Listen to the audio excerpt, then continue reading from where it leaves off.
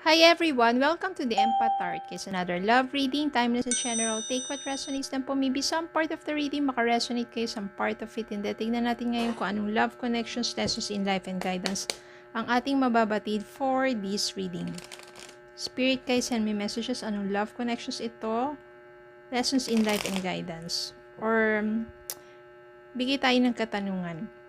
Spirit guide, iniisip pa ba sila ng person nila? Maaring matagal na silang walang communication. Pwedeng kaka-break up lang nila. Or pwedeng they are blocked, blinak nila, long distance, ghosting, or whatever. Kung ano pa mang sitwasyon ito. Iniisip ba sila ng person nila? At kung iniisip sila ng person nila, ano kaya ang nasa isip nito? Ano kayong current thoughts and feelings ng person nila sa kanila? Spirit guys, send me messages. Anong iniisip pa ba sila ng person nila? At anong mga possibility?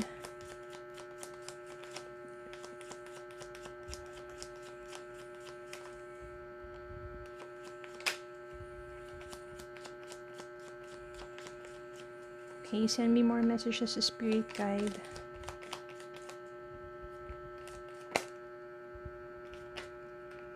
Okay, I think yun itong mga mensaheng ito. Knight of Pentacles, Five of Wands, Star, Ten of Wands, Devil, Hierophant, the Empress, Four of Wands, Six of Cups, Eight of Cups.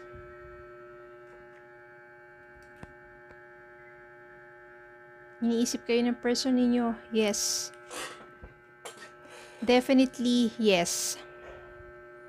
Ito yung mga possibility. Maaring iniisip kayo ng person ninyo at nais kayong puntahan ng person ninyo. Although, dito parang walang movement dito yung horse, diba? So, ibig sabihin, maaring wala pa siyang ginagawang action. Pero iniisip niya na puntahan kayo. Iniisip niya na sana meron pang pag-asa.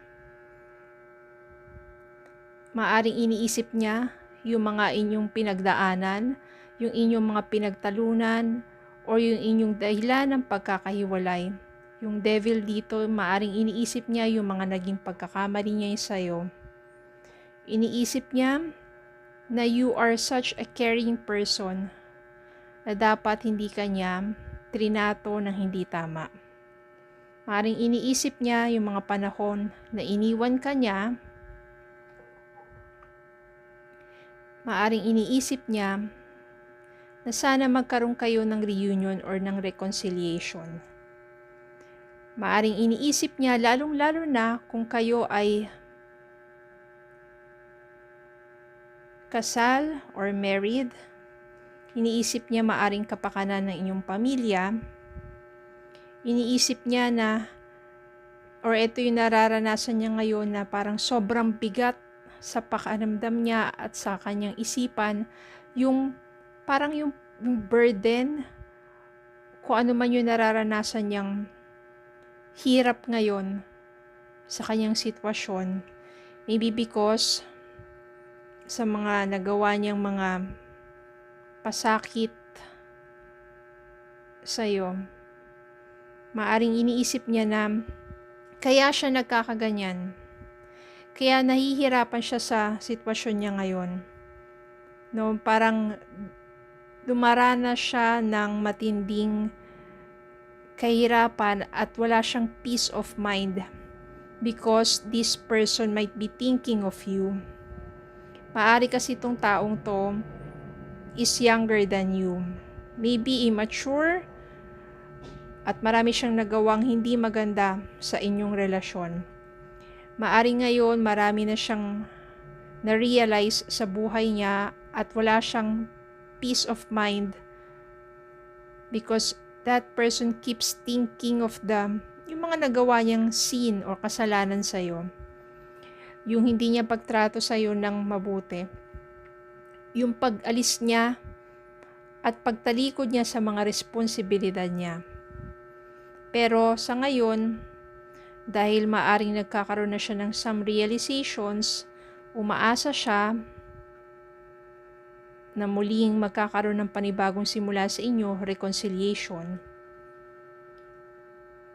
And that person keeps reminiscing yung mga magaganda ninyong mga pinagsamahan.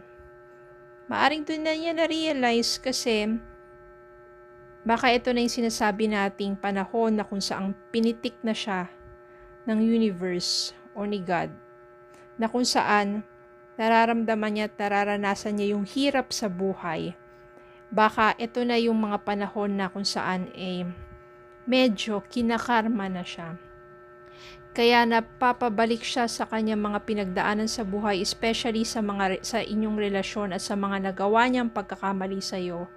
At ngayon sobrang binabagabag siya ng kanyang isipan, kaya yung Ten of Wands dito is too much burden. Thinking of those sins na nagawa niya sa iyo. Yung pagtalikod niya sa responsibilidad niya, hindi niya pagtrato sa iyo ng tama. But this time, this person keeps thinking of you and maybe praying for forgiveness and a possible and a hope of reconciliation. Especially when you are married. Yung mga ganun po talaga, no? Kung kailan sila nakakaranas ng paghihirap yung iba, di ba? Nagpapakasasa, sa sarap, sa piling ng iba. Pagdating na yung panahon na nagkasakit na sila, saan sila babalik? Doon din sa kanilang tunay na pamilya. Yung iba naman, sa mga panahon na sila ay maraming pera, saan sila nagpapakasasa? Sa bisyo, sa barkada. Pag walang-wala na, babalik din doon sa taong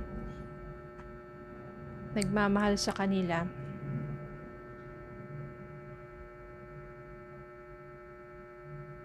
Marami talaga iba't ibang mga sitwasyon, pero ang pinapahayag po dito ay iniisip ka ng taong to, nais niyang magbalik, nais niyang humingi ng tawad, dahil marami na siyang realization sa buhay niya, ang pag-iwan sa'yo, ang pagtrato sa'yo na hindi tama.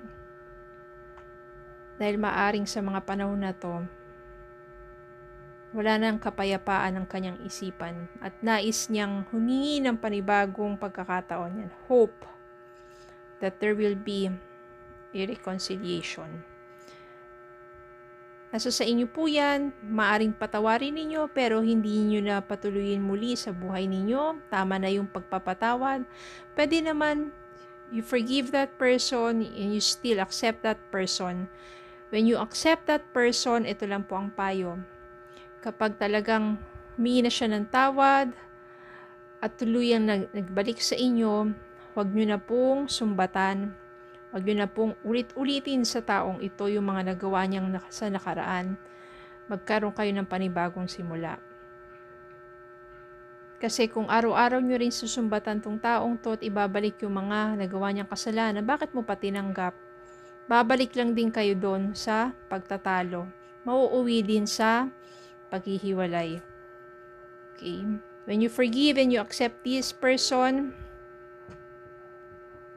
start over again.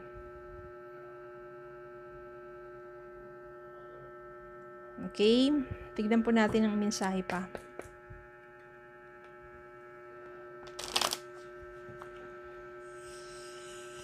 Spirit guide, send me love message para sa kanila.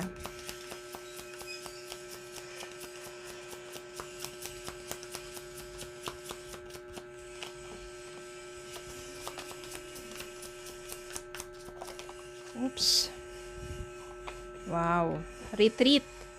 It's time to disconnect from the world. Maaring ito yung nangyari sa person mo, nagkaroon na ng retreat. Wedding. This situation involves marriage. Malakas talagang energy dito for married couples. Magkakaroon ng retreat dito. So, malakas ang possibility na merong reconciliation. Okay, so yun lang po. Maraming salamat po for watching. Please don't forget to like, share, comment, subscribe, follow me Facebook and TikTok. Have a good day po and God bless.